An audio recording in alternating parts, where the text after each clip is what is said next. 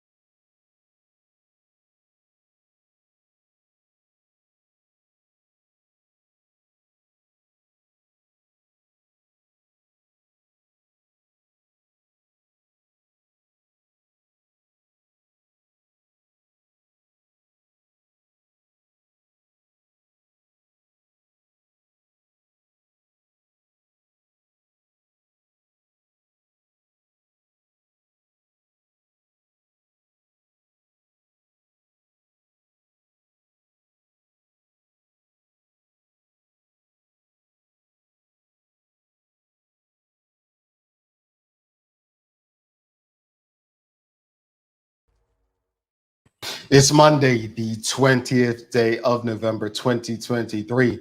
Welcome to Bermuda's Daily Talk Show. It's the Daily Hour brought to you by the BAC Group of Companies, Medical House and Lindos. I'm Jamal Hartman. He's Roger Denbrook, and Maya Palacio will be with us in a bit to bring you the latest in her news break brought to you by People's Pharmacy. Happy Monday to you, Raj. What's poppin'? Happy Monday to you, Mr. Hartman.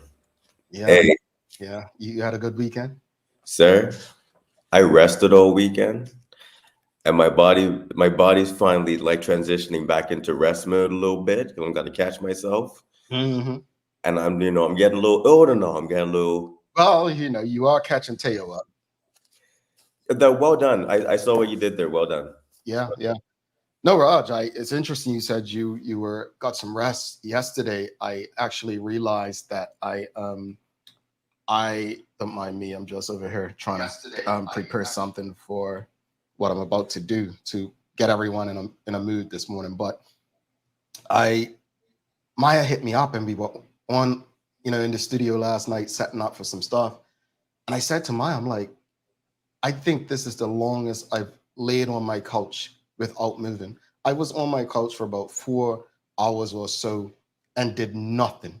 Like I didn't even have my phone in my hand at the time. I was just on my couch looking at the ceiling in thought and processing just life, right? Um, and it felt damn good. It really, really felt good. To the sister, I'm not gonna call nobody's name, but she watches this show and just a reminder, take care of yourself last night and your body, listen to your body. And I think I've been going.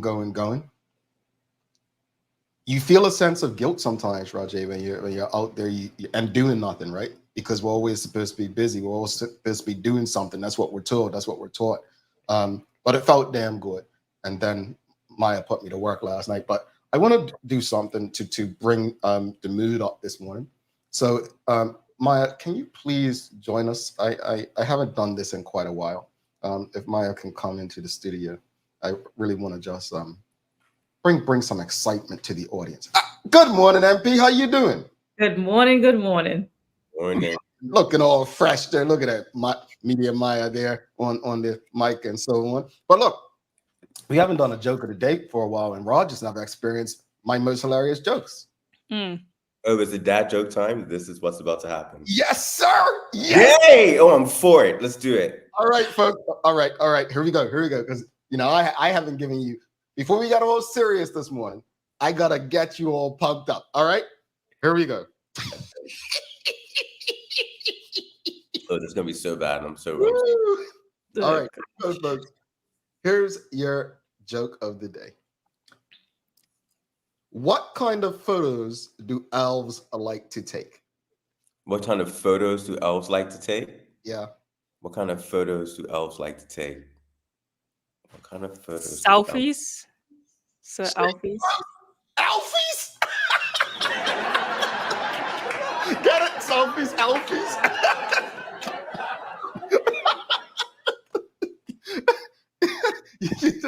you didn't find it funny? It's too easy. You said selfies. You didn't say Alfies. You put an S on there. Same difference. I understood the judgment. I knew it was flowing.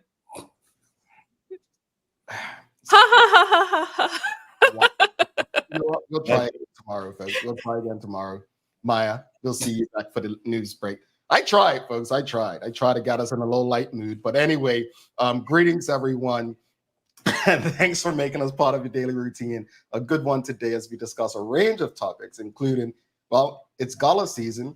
Gala season, Bermuda's crumbling infrastructure, and fighting injustice in Bermuda. The daily play is holiday trivia today.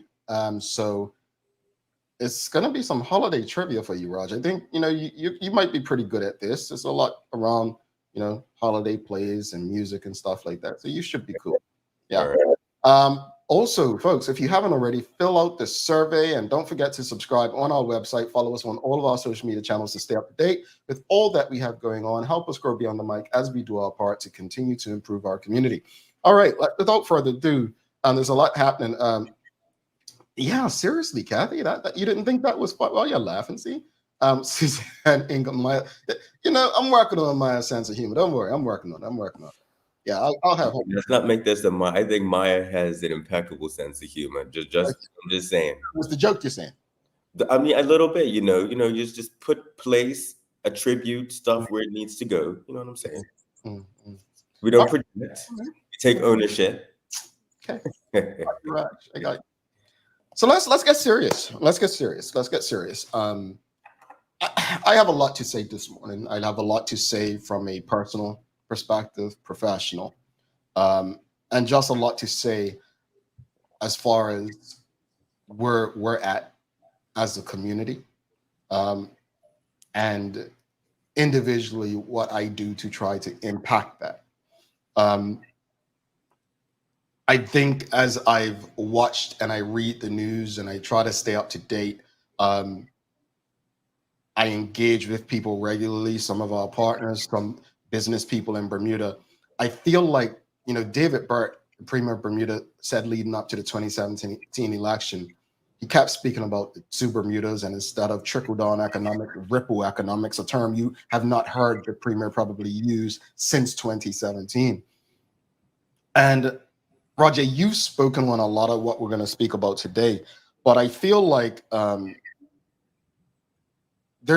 I get in conversations with various people, different people throughout Bermuda, we have hundreds of Bermudas, and hundreds of Bermudas split up into people's different fights.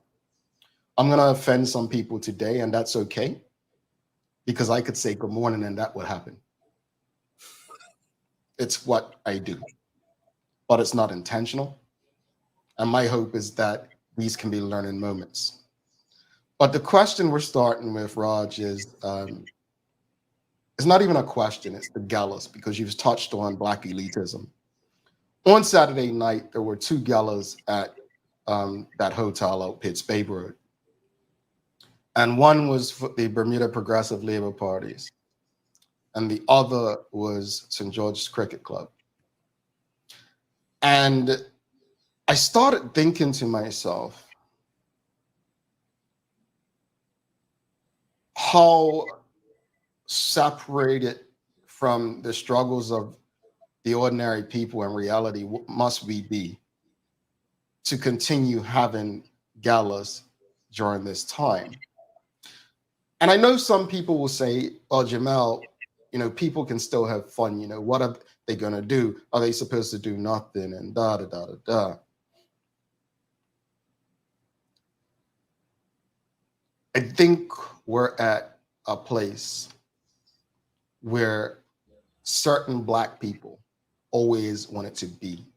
The aim was to be in these spaces, to be able to dress up fancy, to be able to feel elite and above, and wear expensive suits and shoes. And so, and if that's your thing, so be it. I wear Johnston and Murphy. Cool, huh? But I also, my job is not dependent on taxpayers. I have no problem with my cup match team, St. George's Cricket Club, having a gala. I do not. But there's something about a party that was built on the backs of laborers in Bermuda being led. Rajay, this party, they once spoke about fighting against white supremacy and colonialism. The establishment where this gala was held. Do we want to discuss that? Well, where else are we going to have it? Cedar Bridge. Why does it need to be at this establishment? We don't dig deep. We just accept it, and if you go against it, oh, well, you're just picking on them. What else are they supposed to do? Stand by what you believe in, for Christ's sake. What is wrong with us? Being honest and sticking to who we are. I've dealt with it myself individually. When you believe you want something, and then you let your authentic self go in order to pursue and accomplish and achieve things. Collectively, we have that problem. Remain in our authentic selves in our pursuit of whatever it is we desire. Which brings to the question, what is it we desire as a country? What is it we desire as people? Do we desire a life after life with the promise of some place none of us know exists? Do we desire money, something that really can be taken from us just like that? Do we desire to build a community where we all have an opportunity to succeed, whatever that success looks like? What do we desire collectively? Is it love? We are a broken community, and it's always easy to pick one or two people and say, oh, they're broken, they're this or that. The other thing is therapy. You know, we speak a lot about therapy on this show, and like people would do well to go to it. And like, are we speaking about therapy when it comes to the people who are making decisions for our lives? Are we speaking about therapy when it comes to a politician or religious leaders? No, because we've allowed them to be the therapists for us and the decision makers without even realizing that many of these people might have mental instabilities. Today, I really want us to think deep. I'm tired of us looking and creating these problems in our heads without realizing the same place we figured out these problems, therein lies the solutions. I'm going to say this before you jump in, Raj. I am thankful, man, and grateful that I had the people in my life I did. And when I say that, you know, I would never say my mother was a single mother because of the support that she had. And though my father was never absent, we may not have had a great relations all the time, but was never absent. There were always others, whether it was my uncles, coaches, mentors, politicians. Why do I mention all that? Though it wasn't an official two-parent household I came from, even those who come from what you think are perfect families need support. We have a tendency in Bermuda to name Tom, Dick, Harry, the entire freaking neighborhood, godparents of our children. Ask your children, out of the 15 godparents they have, to name 5 of them. And when they name those 5, ask them, outside of a gift for maybe a birthday or Christmas, what role do they play in their life? I could go on, but Raj, please, and we're just stuck on galas. We have a lot more to talk about this morning. Where to start? Where to start? You set off a bomb this morning.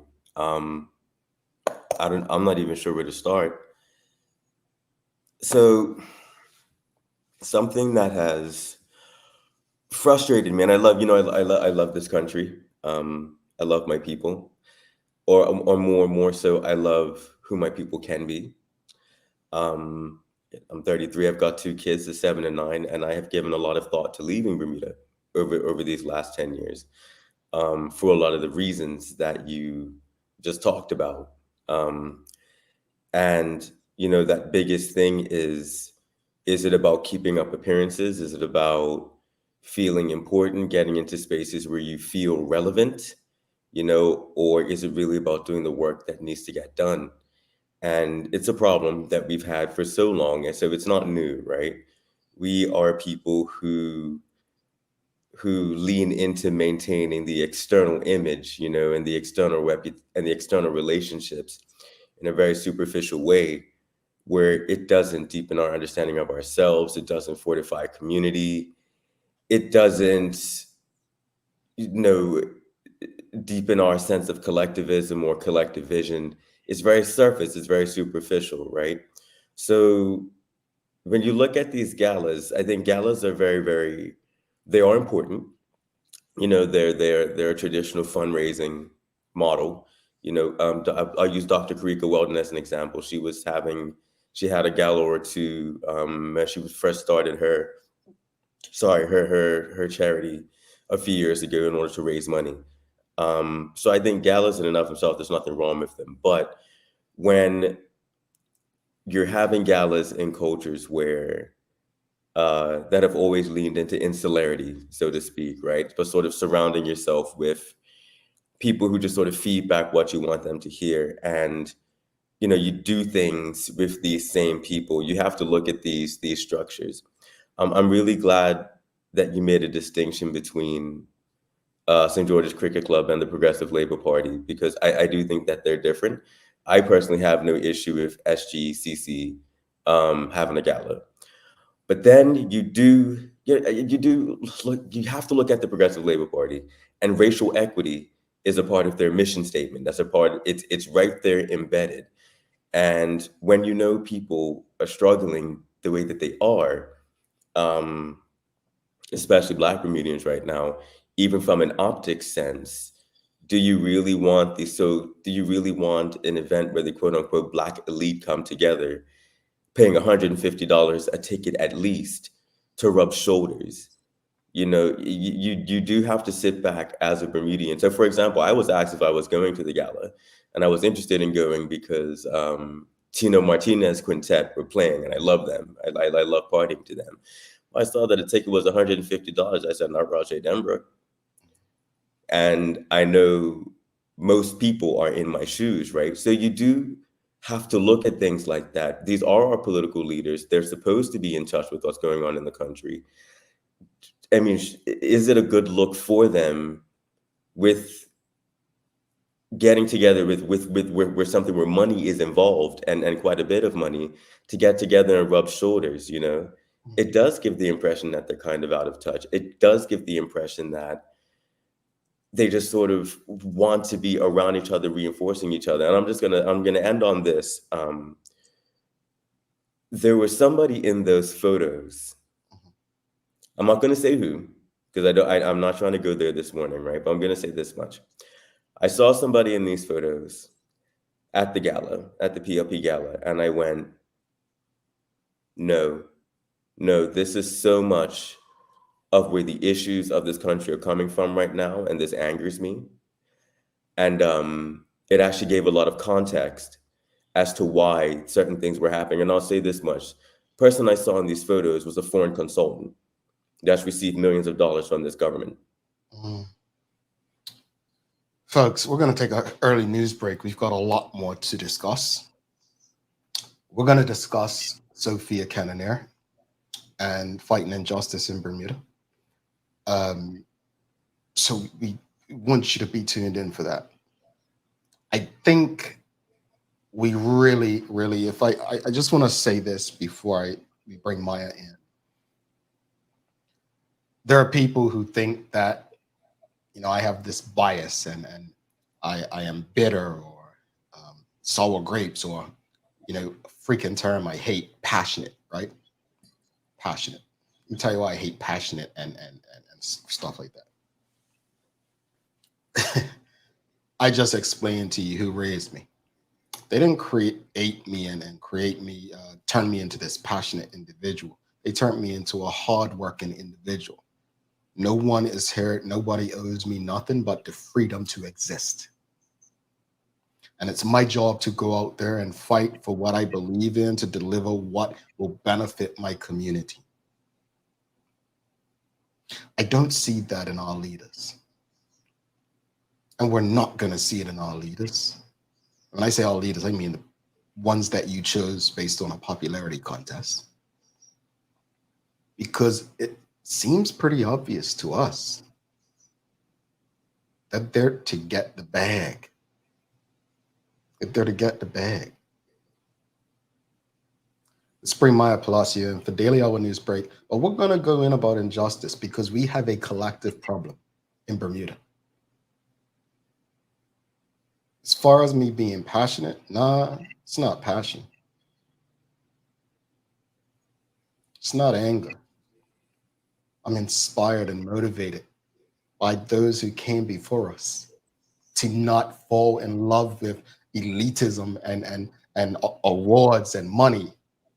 What I do fall in love with is collective progress for the people who are struggling, the people who are, having trouble at work and feel they're being discriminated against, and the people who are, struggling to pay rent. Just because I may not be experiencing this doesn't mean I can't help fight for it. Selfish, maybe in my personal life, there are things that I'm gonna look out for me. But as a community, there's one thing I learned in that Bermuda regiment. No soldier left behind, right? We're only as strong as the weakest link, they said. The vulnerable people in our community. That's why I wake up every morning and do this. It's tiring. But we have these conversations in a bid to make this place better. So what do we desire as a community? We have a lot to say about those who are actually doing the work. A lot. All right, let's bring Maya in. Let's go to a commercial break, then we'll bring Maya in, and she'll do the Daily Hour News Break after that. How's that? Yeah. All right, cool. Let's do that.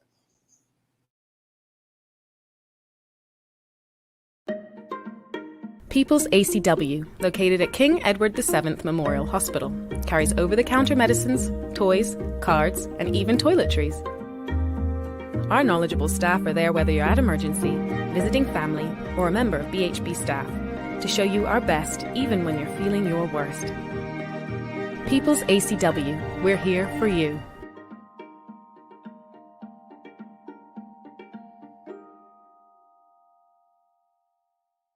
When it comes to footwear, we carry functional, comfortable, orthopedic and waterproof shoes. We have construction shoes, golf shoes, shoes for walking, shoes for boating. We even have shoes for pickleball. We have shoes for everyone.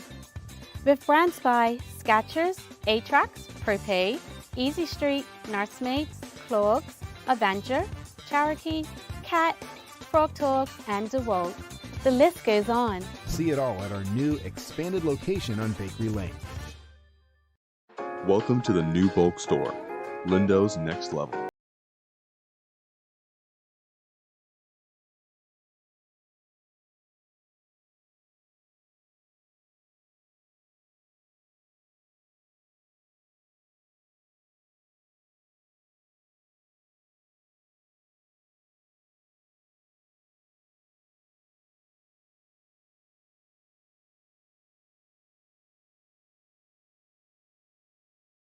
All right, let's bring Maya Palacio in for Daily Hour News Break.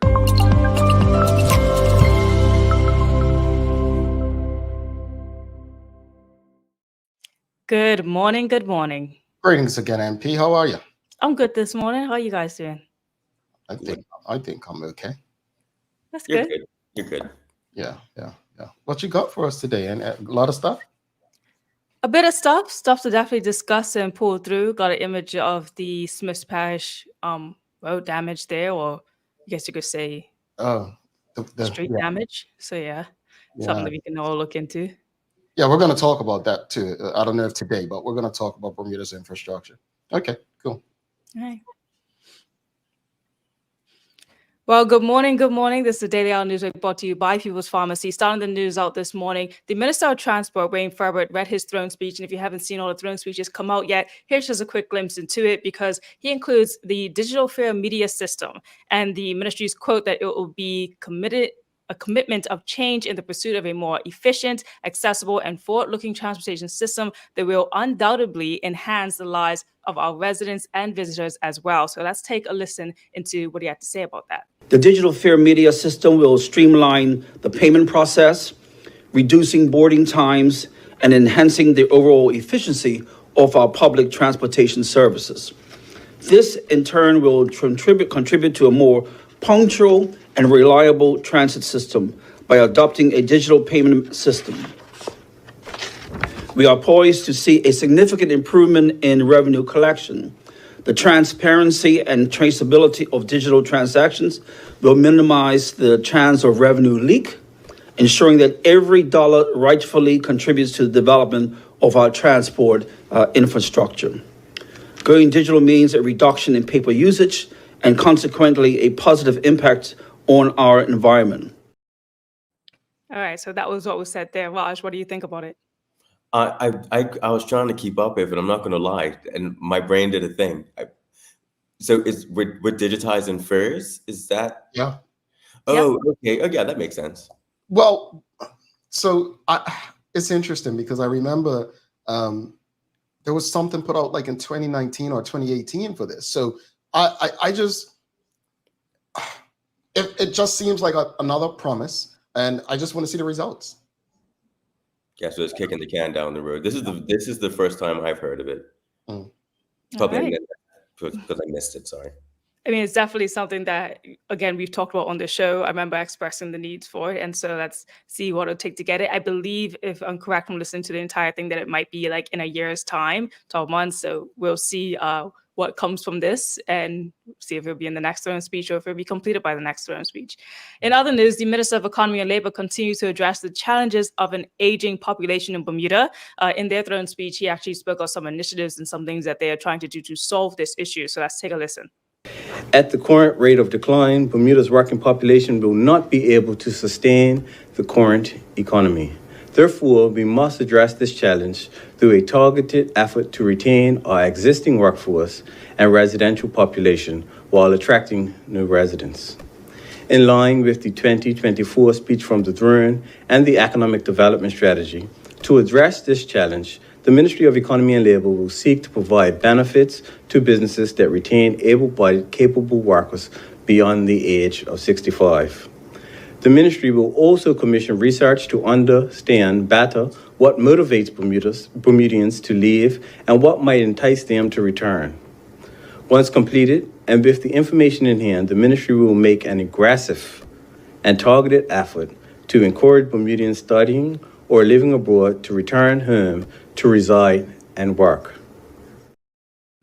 Okay, one important thing that you need to note from that in the discussion part afterwards, when the journalists were asking questions, that he did explain even further what this initiative will be to help or insist that people who are over 65 can actually work longer in Bermuda. But Jamal, what's your thoughts? Oh, I have a lot of thoughts on this, MP.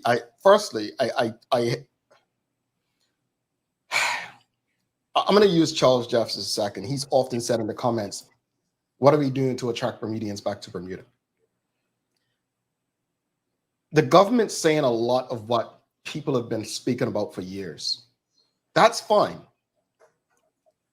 We need, when you're in a business, right? You say, this is a date we plan to have this done by. We need some goals, and we need some measurements, some timelines. Because if not, just like that first video with the Honorable Wayne Furbert, where you're talking about fares, digital fares, that was something that was put out to tender in 2018, 2019, folks. This is 2023. So I just want to get some timelines, expectations, and really just ensure that it's more than just talk. He did say that they could put out some timelines because a question that was asked, I want to say it was Jonathan Bow from the Gazette, but he asked about how can we make sure, BBC, I believe, Skelton. But he wanted to make sure that there was how can we as Bermudians know when people have actually accumulated more jobs? And there was a question that was posed that might actually include the minister now putting out the payroll taxes that show like if that has increased, then obviously jobs have increased and they have more efficiency to check that out than actually trying to get people to fill out surveys. That would be like a better clear indication. So that might be something he rolls out on a 3-month basis when the taxes come in to see like what has accumulated when it comes to jobs. So there's something there. Okay. Moving on to more news, earlier this week, Bermudian youth parliamentarian Taylor Imani Bean had the distinct privilege of representing the island at the UK's House of Commons, where she addressed her peers about the critical need to address youth violence and antisocial behavior. You might recall Mackenzie Tuckett doing this last year, but let's hear from Ms. Taylor Imani Bean. In 2020 alone, over 900 antisocial crimes were committed in Bermuda. This highlights this is a major problem on island, and my speech will target the importance of prioritizing young people in this discussion. Mr. Speaker, as a young person, I witnessed antisocial behavior around me, which is largely influenced by 3 factors: social media, social standards, and a lack of positive role models. Social media's influence showcasing and glamorizing antisocial lifestyles pushes peers towards quick wealth through the selling of narcotics due to a desire for social status. Shifting role models from family or educators to those individuals that are idolized or seamlessly wealthy peers contributes to a relaxed attitude toward a struggle. The concept of it takes a village to raise a child has diminished, but instead replaced by a survival of the fittest mentality. Parents working multiple jobs leave little time for quality moments, causing youth to seek ways to assist the families, often leading to antisocial behaviors for quick income. Mr. Speaker, while efforts to combat antisocial behavior and gang violence have been made, yet the most important stakeholders, the youth, haven't been appropriately engaged. We are the eyes and ears who can provide insight to what's occurring amongst our peers. So where do we proceed from here, Mr. Speaker? We must begin with our young people. Our approach must address the root causes directly and consider the viewpoints of the youth. All right. Raj, I'm going to ask you first. What did you think about that speech? It was beautiful. It was beautiful. Social media, social status, lack of role models. The village has diminished. Youth not appropriately engaged. She hit every nail on the head. It's. I will say with to sound slightly cynical, it's not anything no one has said before, but it's so wonderful that she has this salient awareness of what it is, because awareness is the first step, right? And she's still a young person, so she's clearly in the mix and wants to do something about it. And that's the only way things are going to get better. Again, that cynical point, it's nothing no one has said before. We've got the national youth policy going. I really would like an update on their anti-youth, the goal of it and how they mean to address it. But I absolutely adored everything that she just said. What about you, Jamal? For the sake of time, I'll defer. All right. So moving on to some other news that came. Well, we know that the Care Learning Center had the graduation ceremony. I got to speak to the valedictorian, Malachi Smith, and just talk about the effects that Care had on him, and a little bit about just the graduation overall. I will say I'm a little biased because Malachi is my cousin, but here's something because they didn't get the chance to actually say their actual valedictorian speech because they had left it. So here's a chance for them to let the community hear. And just a little background, Malachi is also on the spectrum, and he talks about that a little bit in his speech, as how the system has, how the system has been for them. I would like to express my appreciation to my teachers and the staff of CARE, as well as my peers, family, and others who have supported me on my journey. I would like to give a very special thank you to Dr. Butterfield for accepting me as a student at CARE. And I'd like to dedicate my speech to my dad and to my teacher, Mr. Butterfield, who both had untimely deaths. Mr. Butterfield was rather charismatic, with a personality that ensured the lessons were never monotonous. I had been to several schools to complete my middle and high school education. I was often bullied because of my unique personality. Being on the spectrum did not help either. I was often not accepted by my peers. My time at CARE was one where I felt comfortable, could be myself, and I made friends. I felt confident about who I am. It is important to be comfortable with who you are. We, the class of 2023, persevered to make this day a reality. We will continue to strive and make Bermuda and this world a better place. Always remember where you came from, and always remember who you are and where you are going. Congratulations, graduates, with all you have achieved, and take comfort in all you have done. Mr. Butterfield believed in me when my previous teachers did not. He pushed me to be and do better in all areas of my life. If it was not for him, my family and my dad, I do not know where I would be. Mr. Butterfield was more than a teacher to me. He was like an uncle, teaching me life lessons and helping me to mold me into who I am becoming. He always had a positive energy which made coming to school enjoyable. Graduating is not just for me, but it's for him. He knew I could do it, and I did. Thank you, Mr. Butterfield. You are and will continue to be missed.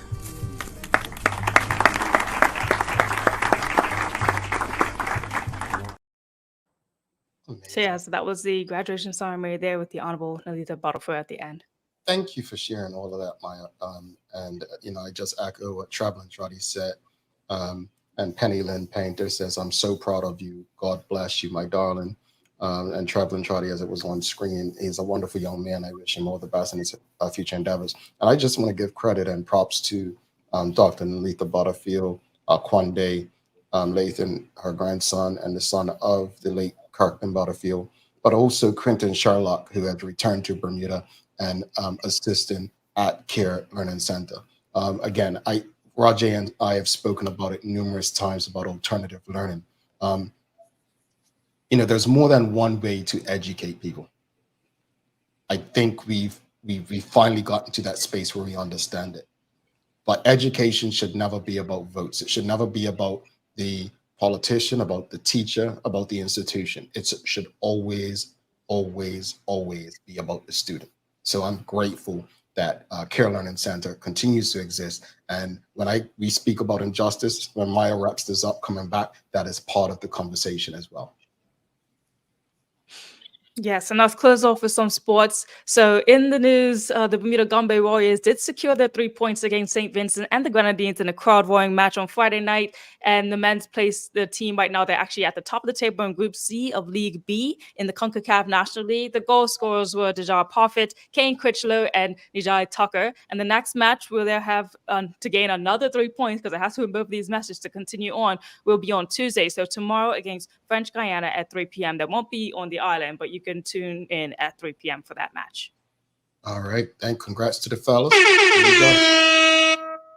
And one more piece of news, just the fact that, they had the cardboard competition, that's what I call it, challenge, that happened at the Bermuda National Aquatic Center. And the team that was jokingly named the Titanic that didn't sink 2.0 from Walk Academy beat the 26 other teams from 7 high schools to win this competition. The challenge is organized by the Institute of Bermuda Architects and the Bermuda Association of Professional Engineers that aims to encourage students to consider careers in architecture and engineering and connect students and their teachers with local professionals. In second place came a team from Cedar Bridge Academy, called the Mini Mermaids.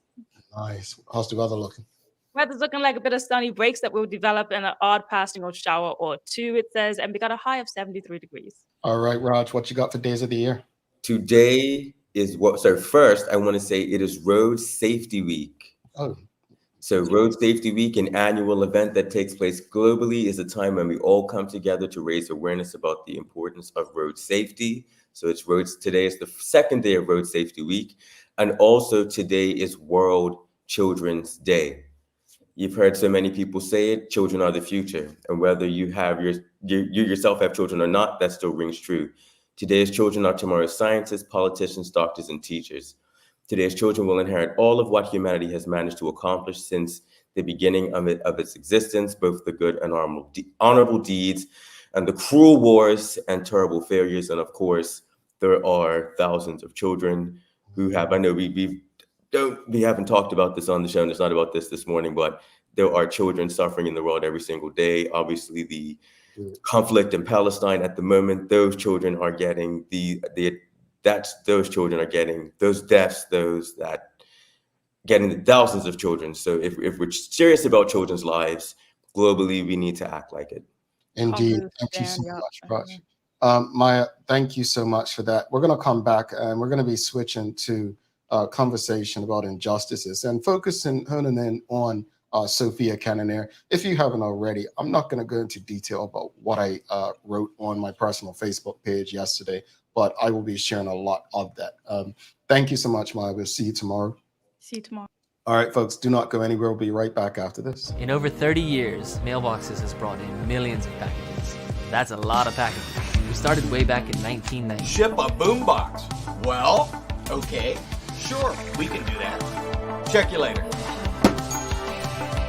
And ever since, we've evolved with our clients' needs. You want some packages super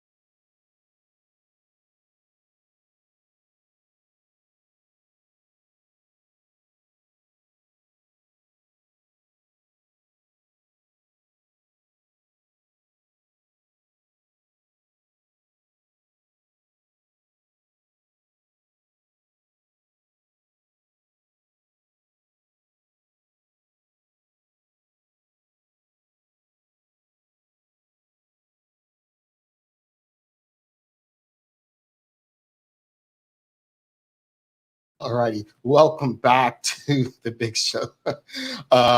Roger Danbrook, I'm Jamel Hartman. It's the Daily Hour brought to you by the BAC Group of Companies, Medical House, Lindo's, and People's Pharmacy. Folks, please make sure you fill out our survey. If you haven't already, it's on thedailyhour.com, and make sure you subscribe to our website while you're on there. You don't want to miss some fun things coming up. Make sure you're following us on all of our social media channels to stay up to date with all that we have going on. Help us grow beyond the mic as we do our part to continue to improve our community. Let's jump right into this question. Why aren't more people openly supporting those fighting against injustices in Bermuda? Audience, this is on every one of us. Why aren't more people openly supporting those fighting against injustices in Bermuda? Let's just speak to it. So we have, and I'm not going to focus exactly on Sophia Cannonier, but I'll use her as an example. We always choose sides, right? We always choose sides. That's just the human in us. But Sophia Cannonier, if you don't know the name, so I remember, I want to say many years ago, she was the first person I remember having at-home births, I guess they were called. Like speaking of, I think she may have came around Hot 107.5. That's the first I think I heard of her. And didn't really hear much of her again until COVID, right? And she and her family took a stance against the, vaccine and the having to quarantine, right? And we all know that they came back and they didn't want to adhere to the law at the time. Again, I have no problem with that, right? If you believe in your cause. Well, something like that was always going to split people. Some people think, oh, that's a sense of entitlement. Well, others actually believe, no, she actually has a valid point. Like this was a law that was made without a lot of, based on any study or science, right? So, okay, that happened. And then her court case has been going on. And what was reported last week and what she shared on her personal Facebook page is that she's in arrears as it relates to her rent. And I completely understand people who were saying, oh, well, she was behind on rent prior to this. This is just bad, this and that. Let me be very, very clear about something today. I don't know Sophia Cannonier or the Cannonier family. They've been guests on this show. That's as far as I know them. But I have a conscience. I have a conscience. And not only do I have a conscience, but I have also been a part of a legal struggle, a legal battle where we were railroaded through the courts. We were railroaded through the courts. And when I say that, people say, oh, you're so bitter, angry. Folks, I don't believe I'm bitter or angry, but if you knew what we went through in the legal process, you may say, well, how could you not be bitter or angry? So I know how she feels. That's one. Number two, I've said it on this show before, and I'll continue saying it. Just because the law ended we haven't received any reparations for the wrongdoing of the Bermuda Progressive Labour Party as a government that kept that law in place. Fighting, I had a friend tell me earlier this year that when it comes to family disputes, dysfunction within our community, things like this, trying to change laws, the only real winners are the lawyers, We got a $250,000 legal bill over our heads. When you choose to fight against a system, it's going to be costly. And that's just not in expenses, legal expenses. You will be blackballed. You will be treated a certain way. It's a lonely world out there when you're fighting a cause. And I think she's feeling the effects of that because so many people who may have agreed with her and rode with her, if everyone gave $1, you might be able to help her with her legal fees. I'm not talking about paying her rent. I'm talking about the legal part of it. So it begs the question, Rajay. I know how it feels. I had brothers, friends say, look, man, I'm glad you guys out there fighting it, man. We love to watch other people fight. And then the people with the greatest, and then there's those groups, these fringe groups that choose safety, right? What's trendy? Oh, it's trendy to support LGBT. It's trendy to support this fight or that fight. Tell them take one a course Sophia Cananero or Larry Marshall Sr. took one. Tell them try that. They won't. Because see, trendy and popularity has become the measurement. It should never be a measurement of progress. Audience, you are the people who need to answer this for yourselves, not me, not Rajay. Why aren't more people openly supporting those fighting against injustices in Bermuda? I think you hit the nail on the head when you said there are lots of people who support Sophia in principle with the COVID protests specifically. The amount of people who said, I'm not doing that, I'm not going to do this, but they came to that airport and they did it. I'm not going to pay for no travel there, and I'm not getting, but you got tested and you paid for it, right? Because you knew that there was something ridiculous about it. I didn't get vaccinated on purpose, right? But that's not a popular thing to say, right? I had no intention to travel. Demographically, I was not at risk for anything. I did not see the purpose in taking this medication. I understood what it could mean collectively in curbing the transmission of the virus, but we were in lockdown. I was working remotely. And I said, well, I will, by this data-driven approach, I'll be fine. I contracted COVID. I was fine. My children contracted COVID. They were fine. And I've been around people with COVID since, and I've been absolutely fine. So that's my little vaccination spiel. I can talk about that another time. But Sophia, all she did the same exact thing. Got her blood test to say she had the antibodies in her system. But here, obviously, they weren't taking the antibodies argument. That wasn't a part of their clearance. Raj, I just want to highlight something you said. Mm-hmm. Because I hope out of everything you said was important, but this one thing that Rajay said defines our community. You said all Sophia Cannonaire did was what everyone said they were going to do. Yeah. But she did it. Yeah, she did it. We have a community. Think about it. I'm going to use my experience, conscription. I ain't getting up there. I ain't doing this. I'm fighting. We had guys on the RIT with us who caved them in. Well, I'm got a family to. Folks, you cannot be down for a cause, fight a system, unless you believe in it. And part of believing in it is taking the risk. Imagine if some of your heroes thought like that. The progress that would not have happened. Yeah, we wouldn't be where we are today. No way. No way. People out here bucking the system. We had such a spirit of resistance in this country. We did. And I guess, and Teray made this really good point one day in the comments on the show saying the enemy, so to speak, she didn't use this word, but the enemy, so to speak, was much more defined, right? It was the Black population versus the white oligarchy, right? And that's what we were fighting against. But things have evolved. Things have evolved. And what we are now fighting against, in my opinion, is authentic political leadership that is here to serve. It's really that simple. Our political leaders here to preserve themselves, to exist in their insularity in this little cabal type thing that we have going on now? Or are they here to serve the people of this country, to fortify us, to deepen our sense of power and collectivism systemically and culturally, to get us where we need to be as a people? That's what we're fighting against right now. We're also fighting against. But why don't people openly support those who are fighting against it? And this is it. I think we may know what we're fighting against. Are we all even fighting the same thing? Like the amount of, let's say this, Raj. The amount of people who inbox me, write me on WhatsApp, send me emails that would never say anything publicly. For whatever reason, maybe they're afraid of their job or this. The amount of people who won't comment right now live on the show. Folks, you know what I once said to people that were saying, about fighting conscription? I said, there's only so many jail cells, And as long as you're not a violent criminal, they ain't gonna really have every last one of us in there. Life is a numbers game,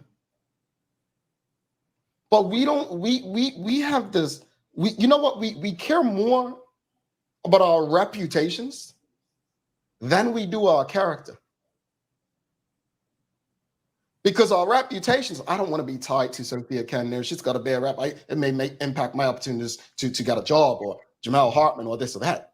We care about what people will think of us rather than our character, which really and truly defines us, right? You took the words out my mouth. If people don't like me because of my tone and how I am, that's neither here nor there. But guess what? They may not like me, but the way I think, you're still going to benefit from something I'm doing, because that's why I do what I do. Let's just go to the audience. Why aren't more people openly supporting those fighting against injustices in Bermuda? Elephant 999 says fear. Not knowing what to do, having a culture of not doing nothing, being uncomfortable, inconvenience, picking sides, busy and own personal issues. In my eyes, all excuses if people want change. Are there excuses though? I mean, right now, a lot of people are fighting their own internal battles, right? There are a lot of people, like our economy is tough. People are just trying to make ends meet. They don't have time to just take one other thing. It's stressful, folks. It's stressful. It's a lot. Yeah, people don't have the capacity for resistance struggle. I actually had a really long conversation with somebody about this the other day, who's sharing the same frustrations that you are. Like, why aren't people doing things? And the very simple answer is people don't have the capacity. However, I'm going to use myself as an example, right? And I did use myself as an example, and they said to me, Raja, you can't use yourself as an example. I said, well, yes, I can. I'm a single parent. I've got 2 kids. I have written op-eds on what I'm focused on. I have organized public meetings. I am doing things quietly at the moment because that's how I need to do things right now. I understand if I don't do these things, what the outcomes will be. So trust me when I tell you, if it's 12 o'clock in the morning and I'm got to write a letter, got to write an email, I'm got to do what I'm got to do, that's what I'm got to do. And if Rajay Denbrook can do it, I really don't see why anybody else can do it. Yeah, and I agree with you, Raj. I agree with you. It's really no excuse for anyone. And I'm talking to a lot of people in the audience, because some of you are people who write me. Like, nothing's going to change if you keep relying on the voices of Jamal and Rajay, because to them, they're just talking heads. You also have to put yourself up front. You've got to collectively change things. The reason things never change is because they believe that as long as they have this fear in you that you don't want to lose your job and you've got this mortgage to pay, that they can do whatever they want. Also, there's something that people really have to look out for sort of in the government's public engagement strategy, and everyone should notice this by now. It's very much deflecting people's issues and saying the people gave us a mandate and we have to continue with our mandate. Have you heard that? Have you heard that one before? Over and over. This is my point, right? And it's like you're dismissing people's concerns. Like, actually, we don't like what you're doing. Well, this is what we have to do. It's like, no. That's manipulative. That's communications manipulation. Like, no, the people of this country who you are leading, you're supposed to be in service, who are telling you straight up, we don't like this, but it's feeding into this mentality of we're just going to keep going forward. Right. And there is this mentality of we're just going to keep on doing what we're doing, despite the fact that people don't like it. That mentality is clearly there. And if people do not put their foot down and stop things from happening that shouldn't be happening, in my opinion, some things, they're going to happen. Yeah. Let's go back to the comments. Why aren't more people openly supporting those fighting against injustice? Notice the question is saying supporting those, not fighting themselves, but supporting those who are fighting. And Elephant 999 actually had a second part to the comment, said, hanging on to the little wiggle room we have left to not do nothing until things pop off, turning a blind eye to then be sniped tomorrow. Won't see it coming, will be too late. I agree. Many of us, it will be too late. Suzanne Ingham says, Sophia Kenner is being targeted for what she stands upon, true facts. Those who are in authority refuse truth or facts and want to make an example of their authority. Authority is bullying her to prove their power. Those on a high horse, which is about to buck, Sophia and her husband are right. Look, I'm not here to say whether Sophia Kenner is on the right side of history or not. That's not my issue. And I gave an example of the late pastor Ronnie Smith, something he said to me when the Bermuda Regiment came to my job to arrest me. It wasn't about whether he agreed with me or not, but his comment is, look, he knew there were a lot of naysayers out there, right? And he said, look, many of these people against you have never and will never fight for anything of value in their life, right? And so for me, it's not even about whether or not she's right or wrong. To me, it's about how she's being treated by fellow people that she's literally fighting for. Right. And as far as the case, at the end of the day, the way the system works, and this, again, no disrespect to Sophia Kenner, our stuff went through the system for conscription, took years, for years. So this is the way the court systems work. And I'm not making excuses for the court system against Sophia Kenner, people who say it's being dragged along. I'm simply saying with a pandemic, I mean, with all due respect, there's a court case going on involving a lawyer where the missing young lady has been missing since 2020. It's 2023. This is on par, right? So I just want us to be realistic and not let our emotions cloud our judgment when it comes to this. To me, Teresa and Marie, again, this is not about her court case, folks. The question is about fighting against injustice in Bermuda. This is literally about, again, we're not speaking about her having to pay rent or anything. This is about supporting someone, supporting injustices. Why are Bermudians so afraid to support people fighting against injustices? Is it just that you're okay with everything, you just don't agree with their causes? I mean, you had the late Stuart Harewood fighting for the environment years before it became popular to speak about green space, right? And we were made to believe that, and I mean, I was one of them, he cares about trees, not people, this, that, and the other, right? Now, looking back, man, he was right, a lot of people are saying. Why aren't we giving people fighting for causes more energy? Why are we not supporting? And again, it doesn't have to be financial. It could be, Rajay said he's written letters about education. Rajay is involved in the PTA. You know, there were people. Go ahead. No, I'm saying PTA president. Oh, sorry. Yes, you are. And I knew that. I just didn't know if I should say it. But I want to just wrap it up in saying this, right? There were people that when conscription ended, they said, "Oh, it's over. No, what you going to fight about?" No, as if that was the only thing I cared about. Folks, I care about Bermuda and Bermudians. That's the bottom line. That's why I still speak today. That's why I speak about various topics today. I'm not an expert at anything. I ask questions. I share my perspective based on what I do know. And when I'm wrong, I will come on this very show and admit that as well. Raj, let's take a final break and come back and wrap it up. But folks, if you've enjoyed today's conversations, please give us a thumbs up, a love, a like. Make sure you share these conversations with your friends, your family, your colleagues. We're going to take a final break, and then we'll do the daily play as well. It's holiday trivia today. You any good with holidays, Raj? I mean, you're the one who listens to Christmas music all year round, sir. You ain't got to keep telling my business to everybody, but okay.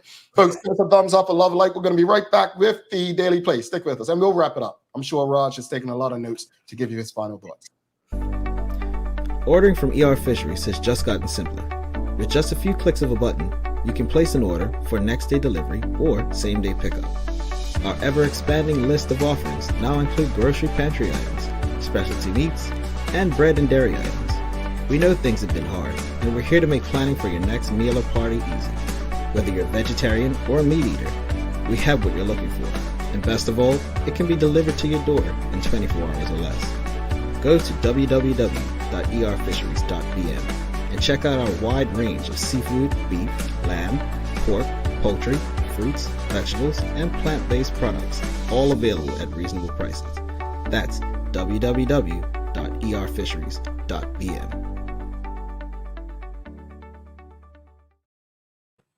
Alrighty, welcome back.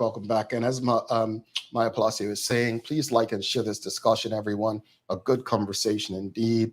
Penny Lynn Painter, she says, you're speaking with great words. Thank you. And she's tuned in on thedailyhour.com. Folks, if you haven't already, please do us one favor, just one, this really big favor for us. Can you please go, I'm going to share the link. If you haven't already, that is. If you have not done so, please go on to our, well, I'll share the link. Don't worry about it. Share this link right now. It'll take you no more than 10 minutes. If you haven't done so, to fill out this survey for us, just fill it out. You don't have to put your email if you don't want to be eligible for the prize, but fill that survey out for us. Thanks again to the BAC group of companies, Medical House, Lindo's, and People's Pharmacy for ensuring that we're able to do this with you on a daily basis. Real quick note, don't miss BAC's Black Friday extravaganza. They've drastically slashed prices on carrier AC units from 9, 12, 18, and 24,000 BTUs, Kohler faucets, vanities, grab bars, LED light bulbs, and more, all at jaw-dropping prices. So make sure you check them out, folks. That's BAC going on. It's happening on Friday between 7 a.m. and 5 p.m. So elevate your home with style and savings. Check them out. That's our title sponsor. Folks, you may say it's winter. Why need an AC? I always tell you. What they say, Ross, what's they saying? Make your friends before you need them. Yeah. Make sure you make your friends before you need them. All right, let's do the daily play, folks. Let's see what we've got for. Oh, I don't know the answer to this, Raj. Oh, Lord. Folks, it's actually a Christmas trivia game, so it's not coming up with questions. All right, here we go, Raj. Here we go. Raj, and audience, what happens to the Swede who finds an almond in their rice pudding? I have no idea. They find an almond in the rice pudding?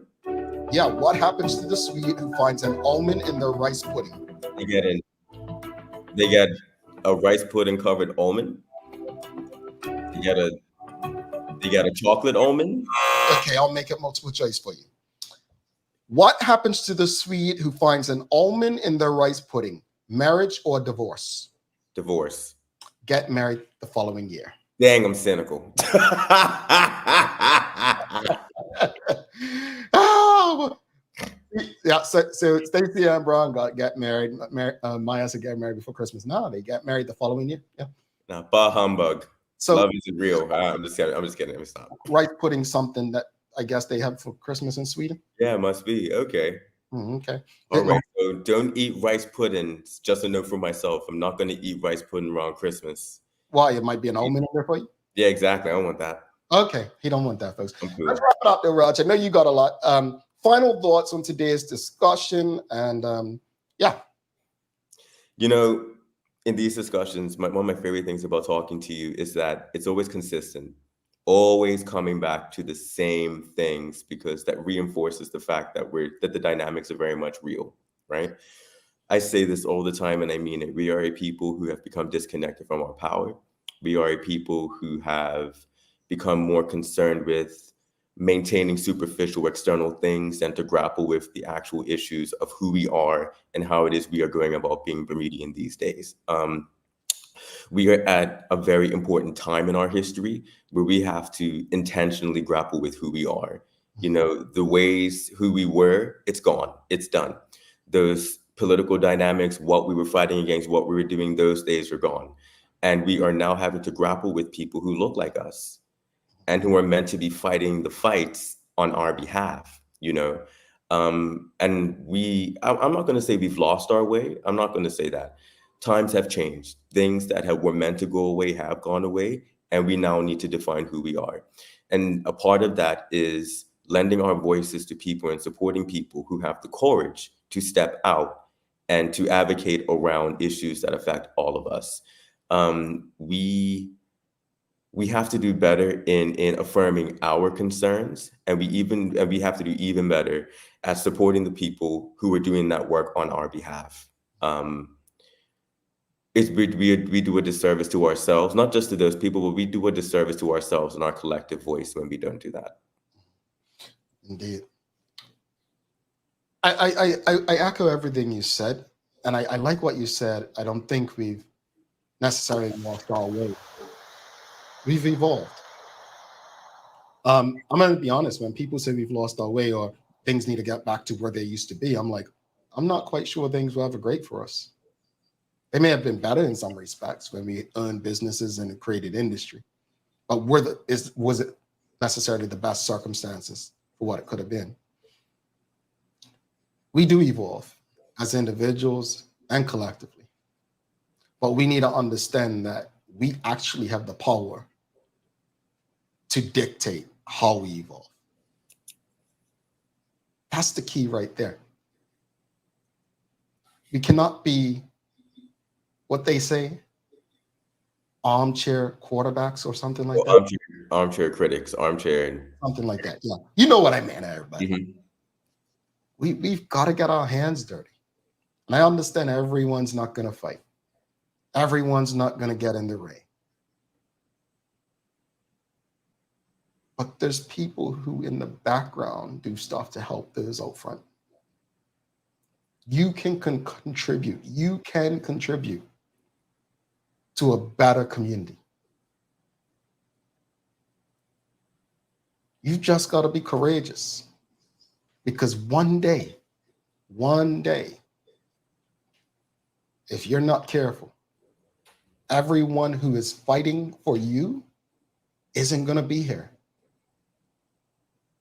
So I hope that everyone who sits back and watches others is learning from them at least, so that if that day ever comes, you at least know how to carry the baton. But there's no better training than getting on board now. Raj, you got some daily inspiration for us? I do. I want to share something very, very quickly. I just got a WhatsApp, because I remember earlier in the show, I had made the comment about sort of access to the PLP Gala and racial equity, et cetera, et cetera. So I just got a message saying that some tickets were released for people who couldn't afford to go. But that was done, but they told me it was on like Thursday or Friday of last week, which is obviously the day or two before the gala. And again, not to sound cynical, but it sounds like they had tickets left over and they wanted, people in seats. So they're like, hey, if you want to come, that's what it sounds like. I'm just saying. I don't disagree. All right. From Audre Lorde on not being afraid. When I dare to be powerful, to use my strength in the service of my vision, then it becomes less and less important whether I am afraid. I like that, Raj. Thank you. That's your daily inspiration brought to you by ER Fisheries and Foods. Folks, do not forget to fill out that survey. If you haven't already, just fill it out once. Don't forget to subscribe on our website. While you're on there, follow us on all of our social media channels to stay up to date with all that we have going on. Help us grow beyond the mic as we do our part to continue to improve our community. Thanks again to our partners, the BAC Group of Companies, Medical House, Lindos, and People's Pharmacy for ensuring that we're able to do this with you on a daily basis. As always, we appreciate you, we love you, and we thank you for making us part of your daily routine. If all goes well, we'll be back to do this again with you tomorrow. He's Roger Denbrook. I am Jamel Hartman. Please do make it a safe and a great day. We are out. Peace.